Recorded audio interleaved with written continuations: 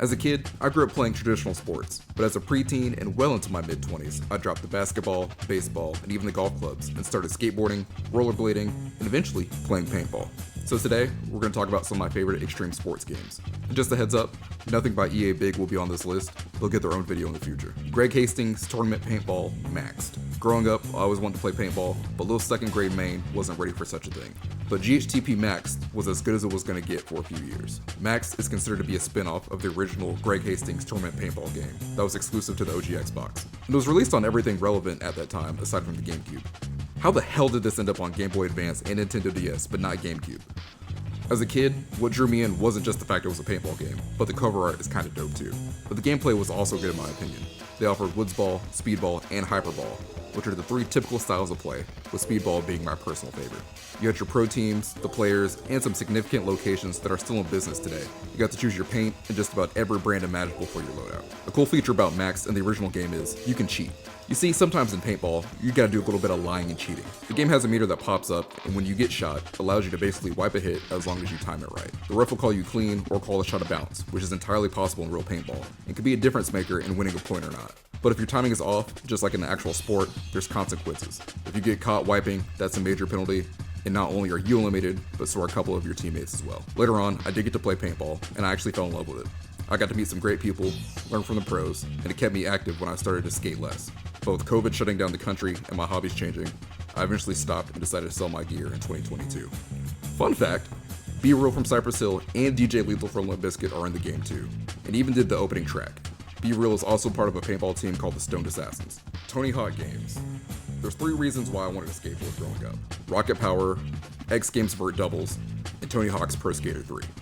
But as a fan of the series, I couldn't talk just about Thips 3.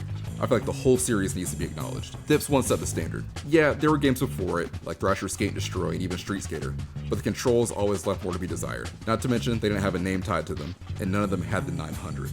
Once Tony landed the 900 at the 99X Games, the rest is basically history. They even went and added it into the game as his special trick. Pro Skater 2 has one of the best soundtracks of the whole series in my opinion. Bands that were really a staple of the time, like Power Man 5000, Rage Against the Machine, Papa Roach, and more. And the rap and punk selections are pretty decent too. Pro Skater 4 got rid of the traditional 2-minute timer and let you explore on your own.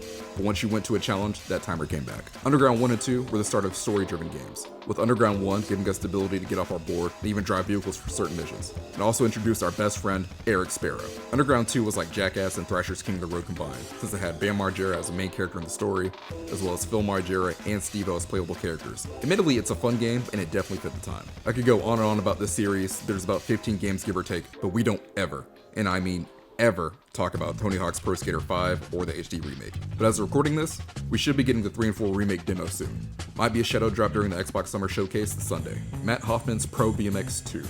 With the popularity of the Pro Skater franchise and just extreme sports as a whole, Activision tried to capture the same success with Matt Hoffman's Pro BMX, and it was good enough to get a sequel, which outside of the Pro Skater games, no other Activision O2 game got a sequel. Once you complete one set of goals, you're given another set on the same level before you have enough points to unlock another level. I'm personally not a fan of this, and I like being able to knock out enough goals to unlock more than one level at a time, like in Pro Skater. Also, it's weird seeing Rick Thorne with hair. It's kind of like seeing Bill Burr with hair back in the day. Wakeboarding Unleashed with Sean Murray. Why didn't they just call it Sean Murray's Pro Wakeboarding? I'll never know. But there is cover art that exists. But it really felt like Activision sat down one summer, put on the X Games and said, yeah, we're gonna make this, and that into games. Because who the hell would have thought about wakeboarding? And I don't mean that in a negative way. I just stumbled upon the game as a kid and I really enjoyed it. The format, much like the others, were similar to the Tony Hawk games, but once again did things differently. Instead of a 2-minute timer, you had a flow meter, which you could keep going as long as you kept getting good scores.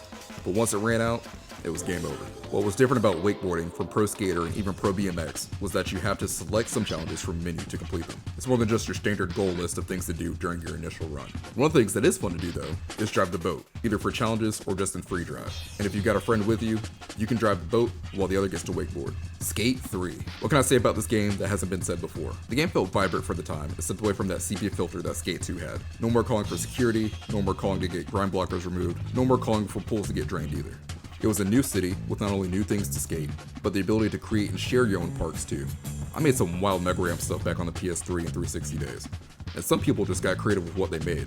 It was like skatable art in a way. I feel like the DLCs for this game were pretty good and had something for everybody.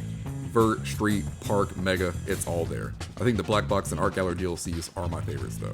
The only reason I stopped playing last year was due to the fact that I finally got bored with it. It only took 14 years, but I feel like I've done all that I can / wanted to in terms of finding spots, skating the same places over, and over again. The Skate reboot is eventually coming.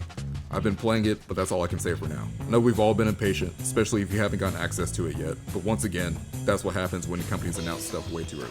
That's all I got for you today. Did you favor the Matt Hoffman games, or were you a fan of the Dave Mirra series instead? What else did you play that I didn't mention? Let me know.